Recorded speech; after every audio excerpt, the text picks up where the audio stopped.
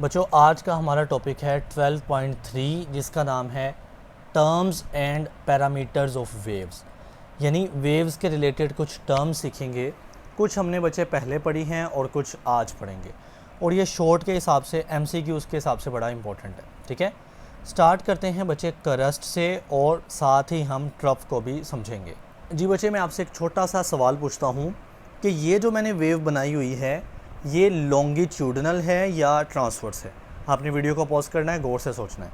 तो अगर आपने बच्चे ट्रांसवर्स बोला है तो बिल्कुल ठीक बोला है, क्योंकि ट्रांसवर्स वेव में ही कुछ पॉइंट्स ऊपर होते हैं इस तरह से वेव के, और कुछ नीचे होते हैं, फिर कुछ ऊपर और कुछ नीचे। ये ट्रांसवर्स वेव में काम होता है। अब देखें, ये है करस्ट और ये है ट्रफ। ठीक, तो यही पहले दो टर्म्स है ना।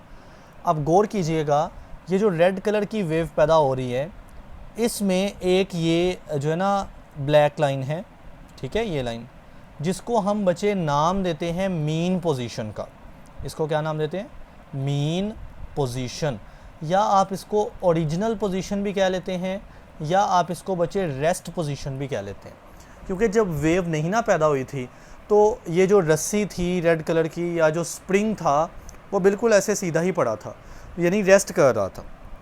ठीक है, लेकिन जब आपने ट्रांसवर्स वेव पैदा कर दी तो रस्सी के कुछ हिस्से ऊपर चले गए और कुछ नीचे आ गए। अब मैं आपको समझाने लगा हूँ, गौर से सुनना है। रस्सी का ये सारा हिस्सा जो ऊपर को गया है ना, इस सब को बोलना है करस्ट।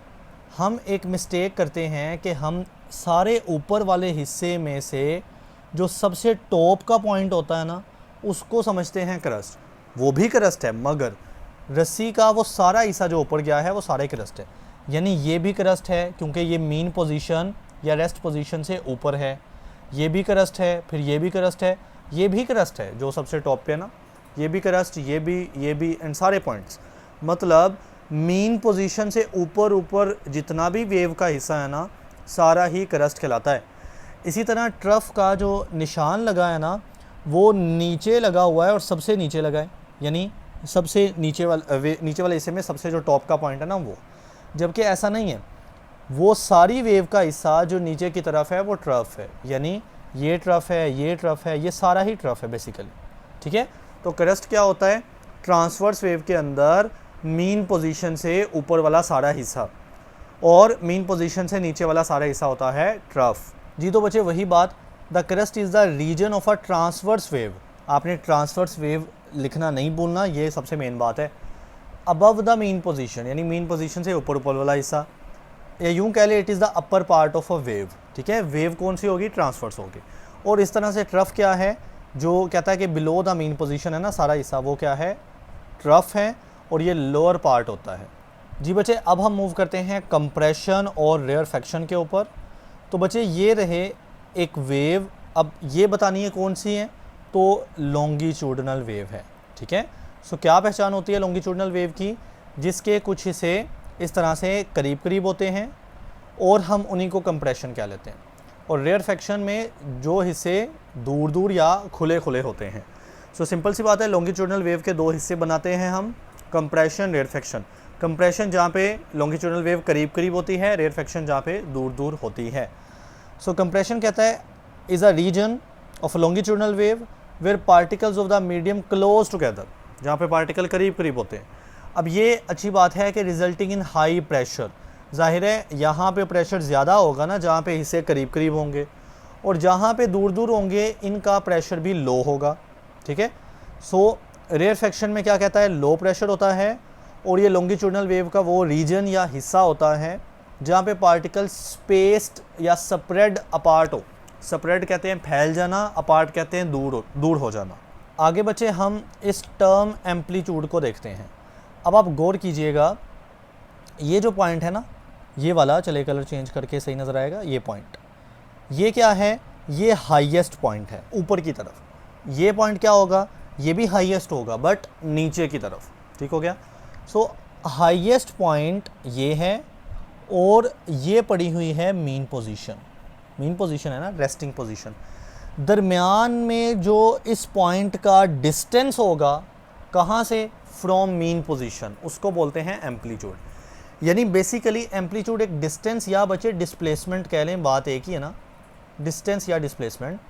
सो एम्पलीट्यूड बेसिकली एक डिस्टेंस या डिस्प्लेसमेंट होता है किसका, हाईएस्ट पॉइंट का या मैक्सिमम पॉइंट का, कहाँ से, मीन पोजीशन से उठाना है। सो एम्पलीट्यूड है, आगे कहता है एम्पलीट्यूड ऑफ अ वेव, किसी भी वेव का जो एम्पलीट्यूड होता है ना वो मैक्सिमम डिस्प्लेसमेंट होता है। अच्छा, आप डिस्प्लेसमेंट की जगह डिस्टेंस लिख लीजिएगा, कोई मसला नहीं है। Of a point on the wave, ठीक है। सो उस पॉइंट का मैक्सिमम डिस्प्लेसमेंट है, यानी वो पॉइंट ही क्या है, सबसे टॉप के ऊपर है, तभी तो मैक्सिमम होगा ना। अगर इस पॉइंट पर बात करें तो ये पॉइंट मैक्सिमम नहीं है, यानी इससे ऊपर भी है ना, लिहाजा अगर आप इसका डिस्टेंस चेक करते हैं ना मीन पोजीशन से, सो इसको सिर्फ डिस्टेंस या डिस्प्लेसमेंट बोला जाएगा, इसको एम्पलीट्यूड का नाम नहीं दिया जाएगा। सो एम्पलीट्यूड बोलते हैं उस डिस्टेंस या डिस्प्लेसमेंट को जो कि हाईएस्ट पॉइंट का हो या मैक्सिमम पॉइंट का हो, और कहाँ से हो, नीचे मीन पोजीशन से हो, ठीक है। सो ये मैक्सिमम डिस्प्लेसमेंट है एक पॉइंट का, वेव के पॉइंट का, फ्रॉम द अनडिस्टर्ब्ड यानी रेस्ट पोजीशन। तो बच्चे रेस्ट पोजीशन कर लें या मीन पोजीशन कर लें, ठीक है। और ये एम्पलीट्यूड आपको क्या बताता है, it indicates the energy carried by the wave. मतलब मैं एक बड़ी अच्छी मिसाल दूंगा, मिसाल के तौर पे आपके पास दो वेव हैं इस तरह से, ये एक वेव है इतनी साइज़ की और ये एक वेव है इतने साइज़ की। अब एम्पलीट्यूड दोनों का निकालते हैं, तो एम्पलीट्यूड पहले बड़ी वेव का निकालते हैं ना, तो ये हाईएस्ट पॉइंट है ऑलमोस्ट, और इसका डिस्टेंस चेक करें तो इसको ए यानी एम्पलीट्यूड बोला जाएगा, ठीक है, हाईएस्ट पॉइंट या मैक्सिमम पॉइंट का डिस्टेंस। और इधर ये मैक्सिमम पॉइंट है, इसका डिस्टेंस ये चेक किया जाए तो ये बनेगा ए, ठीक। अब जाहिर है ये जो बड़ी वेव है इसका एम्पलीट्यूड ज़्यादा है, यानी इसके पास बच्चे एनर्जी ज़्यादा है। तो एम्पलीट्यूड ने आपको क्या इंडिकेट किया, क्या बताया, एम्पलीट्यूड ने आपको बताया कि इस वेव के पास इतनी एनर्जी है, क्योंकि जितनी एनर्जी होगी ना उस लेवल का, उस साइज़ का एम्पलीट्यूड निकलेगा। सो एम्पलीट्यूड क्या बताता है, it indicates the energy carried by the wave, कि उस वेव ने कितनी एनर्जी कैरी की है, यानी उसके पास कितनी एनर्जी है। जी बच्चे, अगली चीज़ जो हम समझने जा रहे हैं ना, दैट इज़ वेवलेंथ, ठीक है। तो वेवलेंथ को मैं समझाता हूँ, गौर से सुनिएगा। पहली बात आपने ये याद रखना है कि वन वेव किसको बोलते हैं, यानी एक वेव से क्या मुराद है। क्या ये सारी एक वेव है, आंसर इज़ नो। आप यहाँ से शुरू कर रहे हैं ना, यहाँ से, चलिए ब्लू कलर करते हैं, यहाँ से, ठीक, और ये घूम के आए, ये सारा हुआ अपर पार्ट यानी क्रस्ट वाला पोर्शन, और फिर आप नीचे को चले गए यानी ट्रफ की तरफ चले गए तो सारा घूम के दोबारा है, यहाँ तक एक वेव बनती है। मतलब एक वेव में बच्चे एक ऊपर वाला हिस्सा यानी क्रस्ट होता है और एक नीचे वाला हिस्सा यानी ट्रफ होता है, ठीक हो गया, ये होती है एक वेव। अब नाम देखें तो वेव लेंथ है, यानी एक वेव की जितनी लेंथ होगी that is called wave length. अब एक वेव की लेंथ से क्या मुराद है, अगर आप गौर कीजिएगा तो अगर इस वेव की पूरी लेंथ यानी यहाँ से यहाँ तक काउंट करें ना तो इसको बोलना है वेव लेंथ। लेकिन हमारी बुक ने तो यहाँ से यहाँ तक काउंट किया है, तो हमारी बुक भला क्या डेफिनेशन करती है, वो कहती है कि अगर आप किसी एक पॉइंट से शुरू कर रहे हैं ना तो दूसरी वेव के उसी पॉइंट तक आपने एक वेवलेंथ बनेगी। यानी ये एक वेव है, मैंने उस वेव के हाईएस्ट पॉइंट से शुरू किया तो फिर ये दूसरी वेव शुरू हो गई, उस वेव के हाईएस्ट पॉइंट तक जो है ना वो एक वेवलेंथ बन जाएगी। बात वही है, आप इस वेव के शुरू से शुरू करें और फिर अगली वेव के शुरू तक, यहाँ से दूसरी वेव शुरू हो रही है ना, तो ये डिस्टेंस भी एक वेवलेंथ होगा। या फिर आप किसी एक वेव का कोई रैंडम पॉइंट ले लें, मिसाल के तौर पे मैं इस वेव का हाईएस्ट पॉइंट ले लेता हूँ, फिर मैं दूसरी वेव का हाईएस्ट पॉइंट लूँगा, इन दोनों के दरमियान के डिस्टेंस को मैं वन वेवलेंथ बोल दूँगा। सो आप किसी भी तरह कर लें कि आप यूँ कह लें क्रस्ट, हाईएस्ट पॉइंट को हम, हाईएस्ट पॉइंट क्रस्ट होता है ना, तो आप यूँ कह लें क्रस्ट से क्रस्ट तक का जो डिस्टेंस है वो क्या है, वेवलेंथ है। यूँ कह लें ट्रफ से ट्रफ तक का जो डिस्टेंस है वो वेवलेंथ है। या यूँ कह लें कि एक वेव की जो लेंथ है वो वेवलेंथ है। अब एक वेव की लेंथ क्या होती है, जिसमें एक पूरा क्रस्ट आ जाता है और एक पूरा ट्रफ आ जाता है, तो this is one wavelength. जी बच्चे, तो वेवलेंथ को पढ़ते हैं। कहता है वेवलेंथ एक डिस्टेंस है, यानी एक लेंथ है, किधर, between two corresponding points on adjacent waves. Adjacent wave से मुराद है लगातार आने वाली वेव, यानी एक वेव है ये वाली, यहाँ से लेकर यहाँ तक एक वेव है, तो दूसरी वेव साथ वाली उसकी एडजेसेंट होगी। यानी ऐसा नहीं करना कि एक वेव का कोई एक पॉइंट लिया और फिर एक वेव छोड़ के उससे अगली का वही पॉइंट ले लिया, ऐसे तो बहुत डिस्टेंस बन जाएगा ना, यू नो। तो आपने एडजेसेंट वेव के क्या लेने हैं, क्रॉसपॉन्डिंग पॉइंट लेने हैं। क्रॉसपॉन्डिंग पॉइंट से मुराद है सेम नेचर के पॉइंट्स, यानी अगर एक का क्रस्ट ले रहे हैं दूसरे का वही वाला क्रस्ट या वही वाला पॉइंट होगा, तो इसको बोलते हैं क्रॉसपॉन्डिंग पॉइंट, ठीक है। तो अगर आप एडजेसेंट वेव्स यानी दो लगातार आने वाली वेव्स के क्रॉसपॉन्डिंग पॉइंट्स के दरमियान डिस्टेंस कैलकुलेट करते हैं ना, तो उस डिस्टेंस को बोलते हैं वेवलेंथ। अब बच्चे एक बड़ी इंपॉर्टेंट चीज़ है ये वाला सिंबल। वेवलेंथ का सिंबल होता है ये चीज़ इस तरह से, इसको पढ़ते हैं लैम्बडा। इसको क्या पढ़ना है, लैम्बडा, ठीक है। सो हम अक्सर वेवलेंथ नहीं कहते, हम कहते हैं कि ये लैम्बडा है। लैम्बडा मतलब वेवलेंथ, ओके। सो ये इसका सिंबल आपको ड्रॉ करना आना चाहिए। अब एडजेसेंट पॉइंट के आगे मिसाल है, फॉर एग्जांपल आप क्रस्ट से क्रस्ट तक ले सकते हैं या ट्रफ से ट्रफ तक ले सकते हैं। और कौन सी वेव में होते हैं क्रस्ट या trough, that is transverse wave. और अगर आपने लेनी है लॉन्गिट्यूडनल वेव तो आप कंप्रेशन से कंप्रेशन तक ले सकते हैं। यानी ये देखें बच्चे, ये है लॉन्गिट्यूडनल वेव, तो ये एक कंप्रेशन है और ये दूसरा कंप्रेशन है, तो आपने कंप्रेशन से कंप्रेशन तक लिया, लैम्बडा या वेवलेंथ आएगा, ठीक है। सो वेव है ना, अगर लॉन्गिट्यूडनल वेव लेंगे तो कंप्रेशन से कंप्रेशन या रेयरफेक्शन से रेयरफेक्शन, सही, दिस इज़ कॉल्ड वेवलेंथ। अब मैं आपको दो चीज़ें बताता हूँ। देखें, वेवलेंथ एक लेंथ है, तो बच्चे इसका यूनिट क्या होगा, मीटर, क्योंकि लेंथ या डिस्टेंस को हम मीटर कहते हैं ना। मिसाल के तौर पे मैं कहूँ लाहौर से कराची का डिस्टेंस कितने मीटर या किलोमीटर, तो मीटर ऐसा यूनिट है ना, तो वेवलेंथ का ऐसा यूनिट क्या है, मीटर है। अच्छा, एक और चीज़ जो बुक पे नहीं लिखी हुई बच्चे, एम्पलीट्यूड का यूनिट भी क्या है, मीटर है, ठीक है। एम्पलीट्यूड का यूनिट भी क्या है, सॉरी, मीटर, क्योंकि एम्पलीट्यूड भी क्या है, हाईएस्ट पॉइंट का जो डिस्टेंस है, डिस्प्लेसमेंट है, वो एम्पलीट्यूड है, तो एम्पलीट्यूड को भी हम मीटर में ही मालूम करेंगे।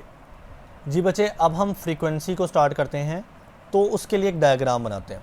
मिसाल के तौर पे ये मेन पोजीशन और यहाँ पे मैं एक वेव बना लेता हूँ। ये एक वेव कंप्लीट हो गई क्योंकि एक क्रस्ट एक तरफ आ गया। ये बच्चे दूसरी वेव आ गई और ये तीसरी वेव आ गई और ये चौथी वेव आ गई। फॉर एग्जांपल इतनी चले बना देते हैं, तो मैंने 4 वेव बना ली, ठीक है।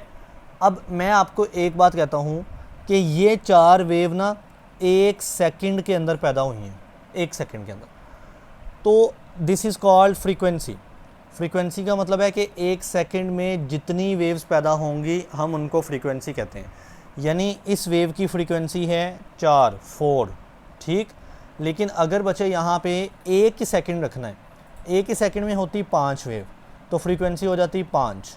1 सेकंड में होती 6 वेव, फ्रीक्वेंसी हो जाती 6।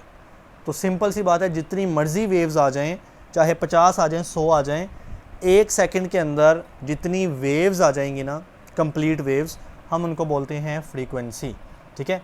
सो फ्रीक्वेंसी ऑफ अ वेव, किसी भी वेव की फ्रीक्वेंसी से क्या मुराद है, number of complete wave cycles, यानी मुकम्मल, कंप्लीट यानी मुकम्मल कितने वेव के साइकिल, साइकिल मतलब एक वेव जिसमें क्रस्ट और एक ट्रफ आएगा, ठीक है, वो कितनी कंप्लीट वेव्स की तादाद, मतलब नंबर, कितनी तादाद में पैदा हो रही हैं इन 1 सेकंड, 1 सेकंड के अंदर, दैट इज़ कॉल्ड फ्रीक्वेंसी। अब बच्चे, फ्रीक्वेंसी का अगर मैं आपको फार्मूला बताऊं तो frequency will be equal to number of waves, ठीक, पर सेकंड, यानी 1 सेकंड के अंदर कितनी वेव्स पैदा हो रही हैं, दिस इज़ कॉल्ड फ्रीक्वेंसी। ये फार्मूला आप लिख लें। अब इसके यूनिट की बात करते हैं। तो बच्चे, नंबर का कोई यूनिट नहीं होता। जैसे अगर मैं कहूँ 5 एक नंबर है, तो 5 का क्या यूनिट होगा, नंबर का कोई यूनिट नहीं होता। सो ऊपर जो है वो कोई यूनिट नहीं आएगा, नीचे यूनिट है सेकंड, ऊपर कोई यूनिट नहीं ना, 1 लिख लेते हैं, यानी यूनिट कोई नहीं। अब बच्चे, सेकंड को मैं ऊपर लेके जाऊंगा तो आपको पता है ये क्या हो जाएगा, सेकंड की पावर -1 हो जाएगी। नीचे क्योंकि सेकंड की पावर 1 है ना, प्लस में नहीं लिखा हुआ तो 1 लिखा है प्लस में, ऊपर लेकर जाएं तो वही माइनस हो जाएगी। यानी फ्रीक्वेंसी का यूनिट क्या है, दैट इज़ बच्चे पर सेकंड पढ़ना है। जब पावर माइनस में होती है उसको पर पढ़ते हैं, ठीक है। तो पर second is the unit of frequency. और एक बड़ी मज़ेदार बात, हमने इस पर सेकंड का दूसरा नाम रखा है हर्ट्ज़, HZ, जिसको हम बोलते हैं हर्ट्ज़, ठीक है। सो अब फ्रीक्वेंसी का बच्चे यूनिट क्या है, हर्ट्ज़ है, ठीक, जिसका सिंबल क्या है, HZ, जो कि इक्वल किसके हैं, पर सेकंड के। तो यूं कह लें कि फ्रीक्वेंसी के दो यूनिट हैं। कॉमनली हम यही बोलेंगे कि फ्रीक्वेंसी का यूनिट हर्ट्ज़ है, लेकिन आपको बच्चों ये पता होना चाहिए कि जो हर्ट्ज़ है ना वो पर सेकंड के इक्वल होता है, ठीक है बच्चे। तो फ्रीक्वेंसी की बात करें तो कहता है it is measured in hertz, यानी इसका यूनिट क्या है, हर्ट्ज़ है। और 1 हर्ट्ज़ क्या है, 1 हर्ट्ज़ से क्या मुराद है कि एक वेव पर सेकंड, एक सेकंड में एक वेव। तो वही बात, अगर मिसाल के तौर पे फ्रीक्वेंसी हो 1 हर्ट्ज़ तो इसका मतलब है कि नंबर ऑफ वेव हो जाएगी 1, सेकंड तो पहले ही एक है तो 1/1 रहेगा 1। लेकिन अगर बचे फ्रीक्वेंसी हो जाए 5 हर्ट्ज़, सो ऊपर नंबर ऑफ वेव्स कितनी हो जाएंगी, 5, ठीक, नीचे तो 1 सेकंड ही फिक्स है ना, तो 5/1 हो जाएगा 5। यानी जितने हर्ट्ज़ फ्रीक्वेंसी होगी ना, मान लो 100 हर्ट्ज़ फ्रीक्वेंसी है, तो इसका मतलब उतनी वेव्स पैदा हो रही हैं एक सेकंड के अंदर। सो 100 हर्ट्ज़ का मतलब है कि 100 वेव्स पैदा हो रही हैं किस में, पर सेकंड, यानी एक सेकंड के अंदर। तो वही बात, अगर 1 हर्ट्ज़ हैं तो इट मीन 1 वेव, यानी एक वेव आ रही है पर सेकंड, यानी एक सेकंड के अंदर। जी बेटा, अब हम टाइम पीरियड को शुरू करते हैं। बच्चे टाइम पीरियड को कैपिटल T से ज़ाहिर करना है, ये बात जहन में रख लें। देखें ना, आप कोई भी टाइम लेते हैं ना, नॉर्मली आप उसको स्मॉल t से ज़ाहिर करते हैं, लेकिन टाइम पीरियड को बच्चे आप स्मॉल t नहीं कह सकते। टाइम पीरियड को आपको लाजमी कैपिटल T कहना पड़ेगा। अब टाइम पीरियड होता क्या है, आइए इसको समझते हैं। मिसाल के तौर पे मैं यहाँ पे एक मीन पोजीशन बना लेता हूँ और ये एक वेव मैं बना रहा हूँ, ठीक, और ये वेव बन रही है एक वेव, ऐसे ही है ना, यहाँ से वेव शुरू हुई, एक पूरा ऊपर वाला हिस्सा और एक पूरा नीचे वाला हिस्सा एक वेव कहलाती है। अब बच्चे मान लो इस एक वेव को होने के लिए 5 सेकंड लगे हैं, वेव बड़ी होगी, तो फिर इस 5 सेकंड एक टाइम है ना, 5 सेकंड, तो वो कहलाता है टाइम पीरियड या वेव पीरियड, सॉरी कह ले, मैं इसको टाइम पीरियड पढ़ रहा था, ये वेव पीरियड लिखा है, एक ही बात है, वेव पीरियड या टाइम पीरियड कोई मसला नहीं है, ठीक है। सो वेव पीरियड या टाइम पीरियड क्या होगा, जितना भी टाइम लगे किसके लिए, एक वेव को पूरा होने के लिए, उसका नाम होता है वेव पीरियड। नाम से भी जाहिर है, वेव यानी एक वेव, पीरियड यानी वक्त, ड्यूरेशन। तो मान लो इसी एक वेव को पूरा होने के लिए अगर 10 सेकंड लगे होते तो 10 सेकंड हो जाता वेव पीरियड या टाइम पीरियड। सो क्या कहता है, टाइम रिक्वायर्ड, कितना टाइम लगेगा किसके लिए, तो कंप्लीट 1 वेव, एक वेव को कंप्लीट होने में, इज़ कॉल्ड वेव पीरियड। अब देखें ना बच्चे, जो फ्रीक्वेंसी है और जो टाइम या वेव पीरियड है ना, वो एक दूसरे के उलट है। उलट इस सेंस में कि फ्रीक्वेंसी हमने बोला था कि हमने टाइम फिक्स कर दिया है, वो क्या है, एक सेकंड का टाइम, उसमें जितनी भी वेव्स आएँ वो होती हैं फ्रीक्वेंसी। तो फ्रीक्वेंसी में आपने टाइम फिक्स कर दिया, जबकि वेव्स, कंप्लीट वेव्स कितनी भी हो सकती थी ना, लेकिन वेव पीरियड या टाइम पीरियड के अंदर आपने वेव फिक्स कर दी कि एक ही वेव होनी है, जबकि टाइम कितना भी हो सकता है। तो दोनों क्या हो गए, एक दूसरे के इन्वर्स हो गए। इन्वर्स कहते हैं बच्चे उल्ट हो गए। लिहाजा हम कहते हैं कि जो वेव पीरियड या टाइम पीरियड T है ना, it is the inverse of frequency. और फ्रीक्वेंसी में भी ये बात आ सकती है कि frequency is the inverse of wave period T। तो अब आप कैसे लिखोगे, जो वेव पीरियड है T, that is 1/f। 1/f को आप मैथ में रेसिप्रोकल या इन्वर्स भी कह लेंगे, ठीक है। सो अब देखें, टाइम है ना, तो जैसे मैंने इसको सेकंड में मेजर किया है ना, तो कहता है it is measured in seconds, यानी इसका यूनिट सेकंड होता है। जी बच्चे, अब हम लास्ट टर्म को समझते हैं जिसका नाम है वेव फ्रंट।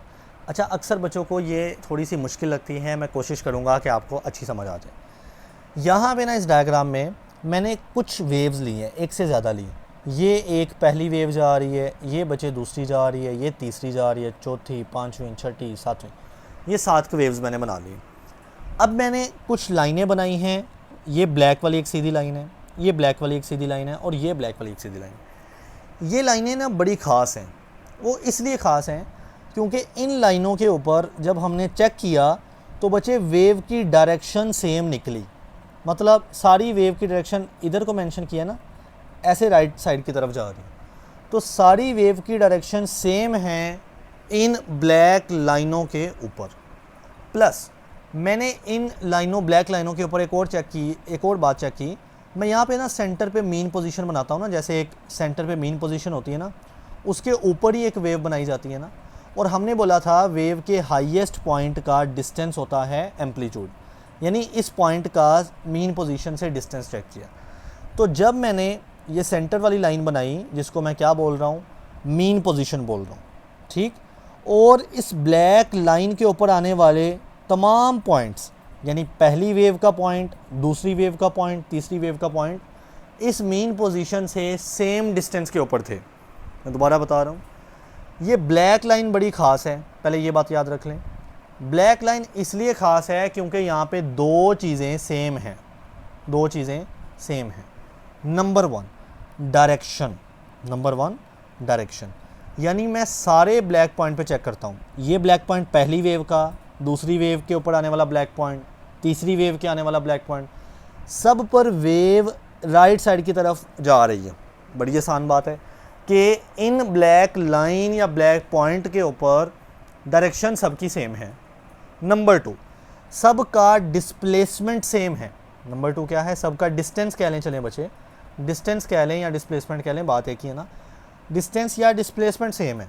क्या मतलब, यानी जब हम इस डिस्टेंस को मीन पोजीशन से चेक करते हैं तो जो डिस्टेंस आ रहा है, फिर इस पॉइंट के लिए एक मीन पोजीशन बनाते हैं, सेम डिस्टेंस आ रहा है, फिर इस पॉइंट के लिए मीन पोजीशन बनाते हैं, सेम डिस्टेंस आ रहा है। तो ब्लैक लाइन को बोलते हैं वेव फ्रंट, क्योंकि देखें ये वेव फ्रंट किधर को जा रहा है, ब्लैक लाइन की तरफ, ये किधर को जा रहा है, ब्लैक लाइन की तरफ। तो ब्लैक लाइन को बोलते हैं वेव फ्रंट, यानी ब्लैक लाइन वेव फ्रंट है। और वेव फ्रंट होता क्या है, जिस पर दो चीज़ें सेम हो जाए। नंबर 1, तमाम वेव की बच्चे डायरेक्शन सेम होती है इनके ऊपर। नंबर 2, सब का डिस्टेंस सेम होता है। डिस्टेंस कहाँ से, जब हम मीन पोजीशंस ड्रा करेंगे ना, वहाँ से। सो इनको बोलते हैं वेव फ्रंट। अब बच्चे वेव फ्रंट की बात करें तो कोई ये रियल लाइन नहीं है, यानी वेव ऐसे अगर गुजरती है ना, आपको ये वाकई लाइन नज़र नहीं आती, ये जस्ट एक इमेजिनरी लाइन है। इमेजिनरी लाइन यानी हमने वेव के ऊपर ख़ुद से इमेजिन किया कि एक ऐसी लाइन होती है जहाँ पे डायरेक्शन और डिस्टेंस या डिस्प्लेसमेंट सेम होता है। लिहाजा वेव फ्रंट वो इमेजिनरी लाइन है जिस पर तमाम वेव की डायरेक्शन और तमाम का डिस्टेंस डिस्प्लेसमेंट सेम होता है। That is called wave front. जी बच्चे, वेव फ्रंट क्या कहता है? वेव फ्रंट एक इमेजिनरी सरफेस है। मैं सरफेस की जगह लफ्ज़ लाइन का यूज़ कर रहा था, आप भी कर सकते हैं, कोई मसला नहीं। सो वेव फ्रंट एक इमेजिनरी लाइन है ऑन विच, यानी जिस पर all points have same phase of vibration. अच्छा, इसको छोड़ देना है, इसको फ़िलहाल छोड़ देना है। आपने कहना है ऑल पॉइंट, यानी जिस पे आने वाले सारे पॉइंट हैव सेम डिस्प्लेसमेंट। मैंने क्या बोला, डायरेक्शन या डिस्प्लेसमेंट एक ही होता है। तो जिस पर ऑल पॉइंट यानी तमाम पॉइंट्स होते हैं, क्या सेम डिस्प्लेसमेंट के होते हैं, यानी सेम डिस्प्लेसमेंट होता है उनका, ठीक है, या डायरेक्शन डिस्टेंस होता है, सॉरी, एंड सेम डायरेक्शन होती है। सेम पीछे एक ही बार है ना। तो वेव फ्रंट एक इमेजिनरी सरफेस, इमेजिनरी लाइन होती है जिस पर आने वाले सारे पॉइंट्स का सेम डिस्प्लेसमेंट या डिस्टेंस हो और बच्चे उनकी सेम डायरेक्शन होती है। हम उस इमेजिनरी सरफेस या लाइन को बोलते हैं वेव फ्रंट। जी बच्चे, अभी हम देखते हैं वेव स्पीड। और आपको पता है स्पीड को हम v से मेंशन करते हैं या वेव इक्वेशन, ये दोनों कॉन्सेप्ट हम यहाँ पे देखेंगे। वेव स्पीड क्या है? कहता है the wave speed is the rate at which wave propagate through a medium. ठीक, मीडियम से मुराद है कुछ वेव सॉलिड में मूव करती होती हैं, कुछ वेव लिक्विड के अंदर या कुछ वेव गैस के अंदर मूव करती है ना, तो मीडियम कहलाता है। प्रोपेगेट का मतलब होता है ट्रैवल करना, यानी वेव का मूव करना, सिंपल। तो वेव स्पीड से मुराद है किस रेट, रेट का मतलब ही स्पीड होता है, तो आप यूँ कह लें कि वेव स्पीड से मुराद है कि कितनी तेज़ या कितनी स्लो, मतलब किस रेट के ऊपर कोई वेव प्रोपेगेट यानी मूव कर रही है किसी मीडियम के अंदर। ठीक हो गया जी बच्चे। अब हम वेव स्पीड या वेव इक्वेशन को डिराइव करते हैं। स्पीड को v कहते हैं ना, v स्पीड होती है।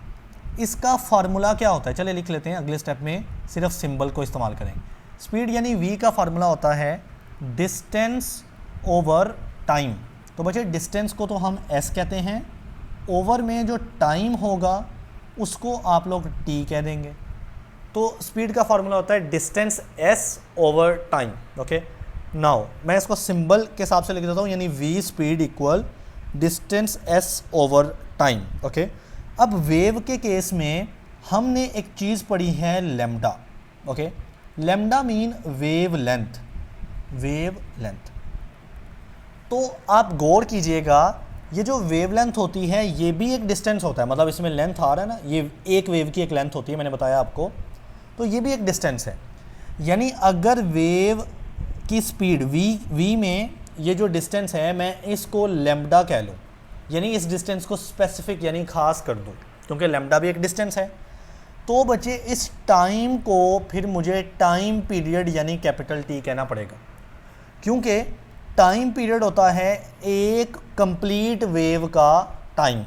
तो अब देखें ना, मैंने अगर इस डिस्टेंस को खास कर दिया वेवलेंथ के अंदर, कि वेवलेंथ भी तो एक डिस्टेंस है ना, तो फिर मुझे इस टाइम जो कि एक जनरल टाइम है, नॉर्मल टाइम है, मुझे बच्चे उसे भी खास करके कैपिटल T यानी टाइम पीरियड कहना पड़ेगा।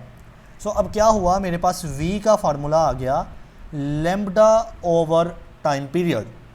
अब क्यों ना मैं इसको यूँ लिखूँ, v is equal to 1 over time period multiply lambda, क्योंकि बात एक ही है ना, 1 को लैम्डा से मल्टीप्लाई करेंगे कुछ इस तरह से, तो ऊपर वाला लैम्डा ही रहेगा, क्योंकि लैम्डा मल्टीप्लाई 1 लैम्डा ही होता है ना, और नीचे इधर भी टाइम पीरियड है, इधर भी।